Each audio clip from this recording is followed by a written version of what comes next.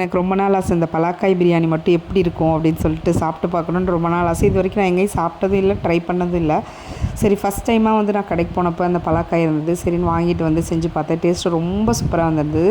நான் இன்றைக்கி வந்து சின்ன வெங்காயத்தில் தான் வந்து பிரியாணி செஞ்சேன். அதுவுமே வந்து நார்மல் வெங்காயத்தை விட இது கொஞ்சம் டேஸ்ட்டு சூப்பராக தான் இருந்துச்சு. ஆனால் ஒரே ஒரு தப்பு பண்ணிவிட்டேன். பிரியாணியில் கொஞ்சம் உப்பு வந்து நான் கொஞ்சம் அதிகமாக போட்டேன். எனக்கு ரொம்ப உப்பு கம்மியாக இருந்தது தான் எனக்கு பிடிக்கும். கொஞ்சம் லைட்டாக அதிகமாக இருந்தது, அவ்வளோதான். மற்றபடி டேஸ்ட் ரொம்ப சூப்பராக வந்திருந்தது. வெங்காயம், தக்காளி, இஞ்சி பூண்டு பேஸ்ட்டு, எல்லா ஸ்பைசஸ்ஸு, பச்சை மிளகா, தயிர், அதுக்கப்புறம் பார்த்திங்கன்னா மிளகா பொடி எல்லாத்தையும் போட்டு நல்லா வதக்கிடுங்க. நான் எப்போயுமே தயிர் மட்டும் கொஞ்சம் எக்ஸ்ட்ரா தான் ஊற்றுவேன்.